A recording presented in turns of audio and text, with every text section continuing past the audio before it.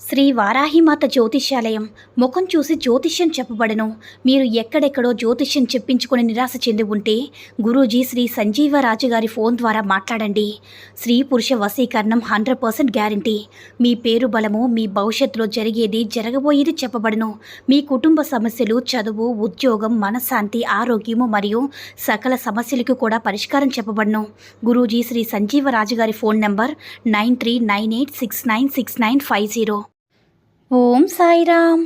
సమర్థ సద్గురు సాయినాథ్ మహారాజ్కి జై. సాయిబాబా భక్తులందరూ కూడా నమస్కారం అండి. సాయినాథుని ఆశీస్సులతో అందరూ కూడా సుఖంగా, సంతోషంగా, అష్టైశ్వర్య, ఆరోగ్య, అభివృద్ధితో ఉండాలని మనస్ఫూర్తిగా కోరుకుంటూ ఈరోజు ఈ వీడియోని మొదలు పెడుతున్నాను. ఈరోజు వీడియో ఏంటంటే, తల్లి నా మాటని నెట్టివేయొద్దు బిడ్డ.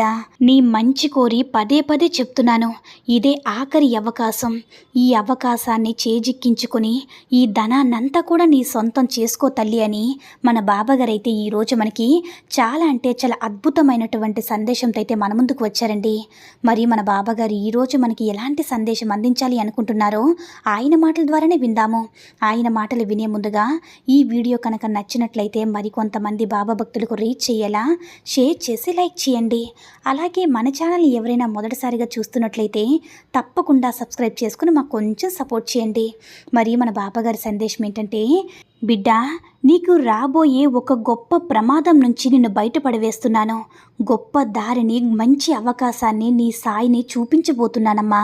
నీకు ఉన్న ప్రమాదం నుంచి బయటపడేందుకు మీ సాయి ఈ చేతిని నీకు ఆసరాగా అందిస్తున్నాడు. వదిలిపెట్టకుండా నీ సాయి చేతిని గట్టిగా పట్టుకుంటావు కదూ. నువ్వు ఎంతో నమ్మకంతో, ఎంతో విశ్వాసంతో పట్టుకుంటే ఆ విధమైన సహకారం నీకు లభిస్తుంది. నువ్వు ఎలాంటి పరిస్థితుల్లో కూడా ఈ సాయి నిన్ను విడిచిపెట్టడు. ఒక మంచి అవకాశం నీకు లభించబోతుంది తల్లి. నీ సాయి చేసే అమూల్యమైన అద్భుతాలను నువ్వు పొందాలంటే నాకు నీ నుంచి అపారమైన నమ్మకం తప్ప ఇంకేమీ అవసరం లేదు బిడ్డ. నీ ఆనందానికి అవధులు ఉండకుండా రాబోతున్న రోజులు నిన్న ఆశ్చర్యానికి గురి చేసే కొన్ని సంఘటనలు కూడా జరుగుతున్నాయి. నా ఆశీర్వాదం, నా తోడు ఎప్పుడు కూడా నీకు ఎల్లప్పుడూ కూడా తోడుగా ఉంటాయి తల్లి అని చెప్తున్నాను కదా. కానీ నువ్వే నమ్మడం లేదు. ఇప్పుడు చూడు, రాబోయే రోజుల్లో నువ్వు ఎంత ఆనందాన్ని పొందబోతున్నావో. నువ్వు కోల్పోయిన అమూల్యమైన వస్తువును నువ్వు తప్పకుండా దొరికేటటువంటి ఒక మంచి మార్గాన్ని ఈరోజు నీకు చెప్పబోతున్నాను బిడ్డ. అయితే నా నామస్మరణం కానీ, లేదంటే నీ ఇష్టదైవ నామస్మరణం కానీ ఎల్లప్పుడూ కూడా చేస్తూ ఉండు. నీ మనసులో స్థిరంగా నివాసమున్న నీ ఇష్టదైవాన్ని మనస్ఫూర్తిగా ఎల్లప్పుడూ కూడా వేడుకో. అలాగే ఇప్పుడు నీకు కావాల్సింది తప్పకుండా నువ్వు అడిగింది ఇవ్వబోతున్నాను బిడ్డ. నీ జీవితానికి ఏదైనా మంచి చేసేది ఎవరు అనుకుంటున్నావో? నీవు నమ్మినటువంటి నీ భగవంతుడు, నీ సాయినాథుడే తల్లి. ఎంత కష్టమైనా సరే, ఎంత కష్టమైన మార్గమైనా సరే నిన్ను సురక్షితంగా బయటపడగలిగి వేసేది ఈ సాయి కదా. నీకు రాబోయే జీవితాన్ని నీకు ఇచ్చే వరంలా భావించు, అదృష్టంగా భావించు. కష్ట సుఖాలను కూడా ఇంతవరకు సమానంగా భావించావు బిడ్డ. అది నిజంగా చాలా గొప్ప విషయం. అలాగే కొన్ని రోజుల్లో గెలుపు, ఓటములు కూడా రాబోతున్నాయి. వాటిని కూడా నువ్వు సమానంగానే స్వీకరించు. అలాగే నీకు జీవితాన్ని, మంచి జీవితాన్ని అందివ్వబోతున్నానని చెప్పాను కదా. నువ్వు కోల్పోయిన ఒక అమూల్యమైనటువంటి ఒక బంధాన్ని కూడా తిరిగి ఇవ్వడానికి నీ సాయి నీ వద్దకు రాబోతున్నాడని కూడా చెప్పాను కదా. అది ఏమిటో ముందు ముందు నీకే అర్థమవుతుంది తల్లి. నువ్వు నా వద్ద ఎంతగానో కన్నీరు కారుస్తూ బాధపడ్డావు. నువ్వు ఎన్నో రోజుల నుంచి నిద్రాహారాలు సైతం మర్చిపోయి పదే పదే వాటి గురించి ఆలోచిస్తూ దిగులు చెందుతూ ఉన్నావని నాకు బాగా తెలుసు బిడ్డ. నాపై నువ్వు పెట్టుకున్న నమ్మకాన్ని నేను ఎట్టి పరిస్థితుల్లో కూడా వమ్ము చేయను. నిజంగా నేనెప్పుడు కూడా నీకు తోడుగా, నీడగా, రక్షణగా ఉన్నాను. అలాగే నీకు ఒక గొప్ప వెలుగును కూడా చూపిస్తూ, నీతో పాటే నేను నడిపిస్తూ, నీ కష్ట సుఖాల్లో కూడా తోడుగా ఉన్నాను. అయితే బిడ్డ, నువ్వు ఎంతో బాధతో నువ్వు నా గుడికి వచ్చి నీ యొక్క బాధలన్నింటినీ కూడా చెప్పుకుంటావు. అయితే తల్లి, అశ్రద్ధ చేయకుండా రేపు కూడా కుదిరితే నా యొక్క దేవాలయానికి వచ్చి నన్ను దర్శించుకో. నీకు కుదరకపోతే ఇంట్లోనైనా సరే నువ్వు నా ముందు దీపం పెట్టు. నేను దీపం పెట్టమని ఎందుకు అడుగుతున్నానంటే బిడ్డ, ఇందులో నా స్వార్థం ఏది కూడా లేదు తల్లి. కర్మను ఖండించడానికి దీపం అనేది చాలా అద్భుతంగా పనిచేస్తుంది. కాబట్టి బిడ్డ, రేపటి రోజున నువ్వు నా ముందు దీపం పెట్టి నన్ను దర్శించుకోవడం వల్ల నీ యొక్క సమస్యల్లో ఒక కొత్త మార్పు అనేది రాబోతుంది. ఆ మార్పు ఏమిటో తెలుసా తల్లి? డబ్బుకు సంబంధించింది బిడ్డ. నేను ఎన్నో కష్టాలు పడుతున్నాను బాబా. నాకు చేతనంత వరకు నేను ఎన్నో కష్టాలు పడి నా పనులన్నింటినీ కూడా చేస్తున్నాను. కానీ నాకు ఆశించిన ఫలితాలనేవి రావడం లేదని నువ్వు ఎన్నోసార్లు నన్ను అడిగావు కదా బిడ్డ. అయితే రేపటి రోజున నువ్వు నా యొక్క దర్శనం అనేది నీకైన తర్వాత నువ్వు ఆశించిన ఫలితాలనేవి పొందుతావు బిడ్డ. నువ్వు ఎవరినైతే కోరుకుంటావో వారి నుంచి నీకు రేపటి రోజున ఒక ఫోన్ ద్వారా నీకు నీ దరికి చేరబోతుంది. అంతేకాకుండా చాలామంది దగ్గర ఎన్నో అప్పులు చేశావు. కావాలని నువ్వు ఏ అప్పు కూడా చేయలేదు బిడ్డ. నీ యొక్క అవసరాలు, నీ యొక్క కష్టాలనేవి నీ చేత అలా అప్పులు చేయించేలా చేశాయి. కానీ ఇప్పుడున్న పరిస్థితి కారణంగా అప్పులను తీర్చలేక బాధపడుతున్నావు. నానా రకాలుగా నలుగురు నిన్ను తల మాటతో పొడిచి పొడిచి చంపుతున్నారు. కానీ నీ మనసుకు కష్టంగా ఉంది బిడ్డ. రోషంగా వారి యొక్క డబ్బుని వారి చేతుల్లో పెట్టేయాలని నీకు అనిపిస్తుంది. కానీ నీకు స్తోమత లేక వారి యొక్క మాటలన్నింటినీ కూడా నువ్వు తలదించుకొని నా టైం బాగులేదు, నా పరిస్థితి బాగోలేదని ఎంతో కృంగిపోతున్నావు తల్లి.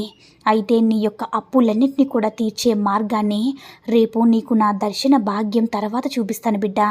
నీ యొక్క కష్టం ఏదైతే ఉందో డబ్బుకు సంబంధించి నువ్వు ఏ రూపాన్నైతే, అంటే నువ్వు ఏదైతే నువ్వు డబ్బు కోసం ఎదురు చూస్తూ ఉన్నావో ఆ డబ్బు అనేది నీకు రేపు సాయంకాలం లోపు నీకు నీ దగ్గరికి చేరేలా నేను చేస్తాను. నువ్వు ఒక శుభవార్త విని, నా బాబా నా జీవితంలో చెప్పింది చెప్పినట్లుగా చేశారు, నా బాబా యొక్క దర్శన భాగ్యం తర్వాత నా జీవితంలో ఒక మార్పు కలుగుతుందని చెప్పారు. అలాగే నాకు కూడా కలిగిందని నువ్వు రేపటి రోజున చాలా చాలా సంతోషపడతావు తల్లి. అంతేకాకుండా నా యొక్క సొంత గృహం అనేది నువ్వు ఏర్పాటు చేసుకోవాలని, దానికి సంబంధించి నువ్వు లోన్ల కోసం ఎన్నో రకాల బ్యాంకుల దగ్గర తిరుగుతూ ఉన్నావు.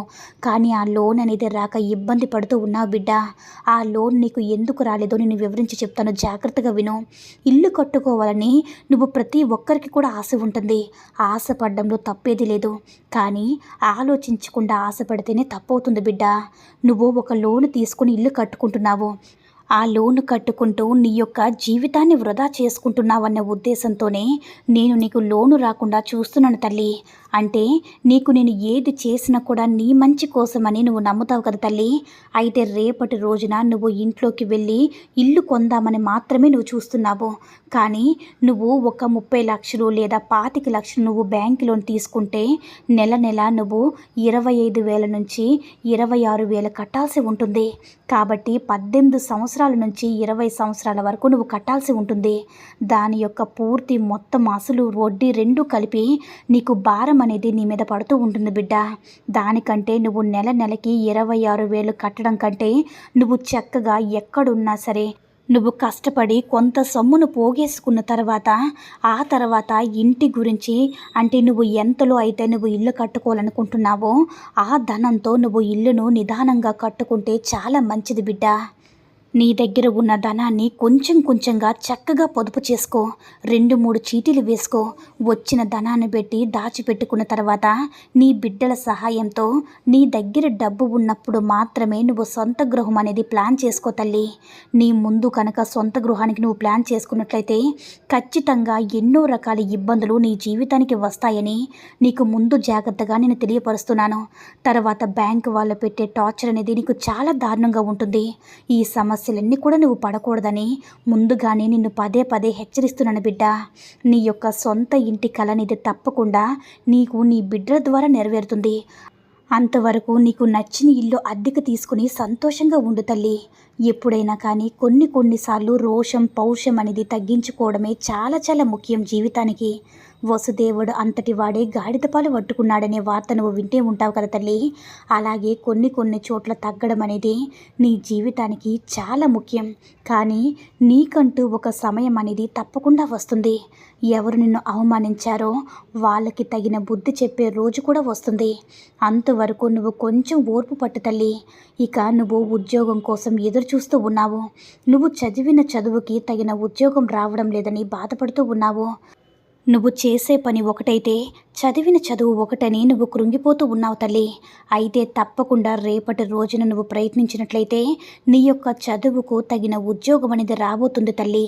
నీకు నేను ఏది చెప్పినా కూడా నీ మంచి కోసమని తప్పకుండా తెలుసు కదా.